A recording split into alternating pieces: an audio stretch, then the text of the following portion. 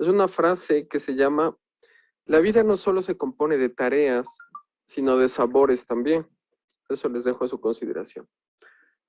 Ahora, entrando a la parte técnica, pues chicos, de las arritmias, de las taqui, lo más frecuente es taquicardia sinusal, ¿no es cierto? Pero después de eso, fibrilación auricular. Es súper frecuente. Algunos tips. Pero con la fibrilación auricular, ustedes saben del que el 25 a 30% del volumen telediastólico se da por la sístole auricular. Pero ¿qué pasa si no hay sístole auricular? Si las aurículas están en un proceso de arritmia en el que no hay una sístole auricular como tal y la sangre comienza a quedarse estancada en las aurículas. Hay el riesgo de formación de pequeños coágulos, ¿sí? De pequeños coágulos. Y estos coágulos, cuando de repente hay contracción, ya grabo la clase, Camila, ok. Entonces, Recording in progress. Estos coágulos, cuando hay la sístole auricular, cuando sale de la fibrilación auricular, pasan por las auriculoventriculares, ya sea mitral o tricúspide, llegan a los ventrículos y luego son eyectadas hacia la periferia. Obviamente, si sale de ventrículo derecho, se va a pulmón y hay tromboembolia pulmonar. Si sale de ventrículo izquierdo, se va a circulación cerebral o se va a circulación periférica. Evento cerebrovascular isquémico o isquemia arterial aguda, ¿no?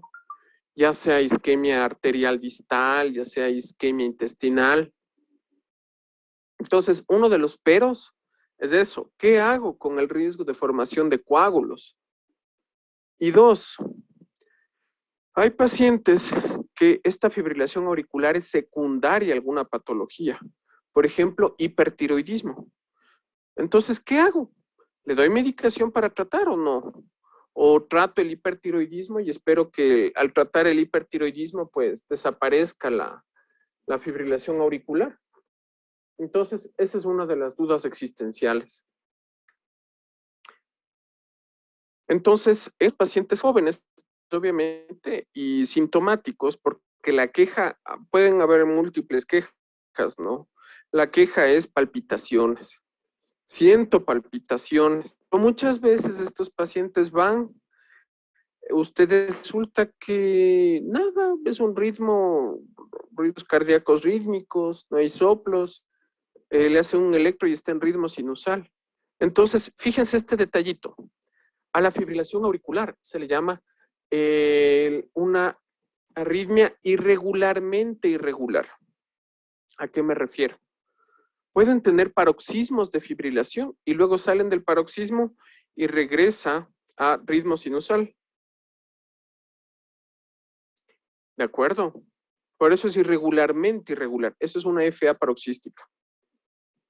No es que el paciente que se queja de palpitaciones, sí, es un paciente H, ¿no? Histriónico o psiquiátrico. No. Es nuestra obligación buscar con un Holter. Holter es un registro de por lo menos 24 horas, aunque hay más extendidos, 48, 72 horas, hasta de 5 o 7 días, ¿de acuerdo? Para buscar arritmias. Y es importante esto porque, como les digo, hay esta arritmia paroxística que presenta de repente una FA y luego desaparece. Entonces, ahí viene la pregunta. ¿Le doy medicación para tratar esa fibrilación auricular y convertirle a ritmo sinusal? ¿De acuerdo? Eso es control de ritmo. O en pacientes que ya tienen unas aurículas grandototas. Imaginen pacientes con una estenosis mitral, por ejemplo, o estenosis tricuspidia. ¿De acuerdo? Aurículas grandototas de más de 3.5 centímetros. Estos pacientes van a tener fibrilación crónica. Entonces, darle medicación para conversión a ritmo sinusal no es muy productivo. ¿Qué puedo hacer? Las aurículas estarán en su fibrilación auricular, pero yo le puedo dar una medicación. Sabemos de que el impulso siempre tiene que pasar por el aurículo ventricular, ¿no es cierto?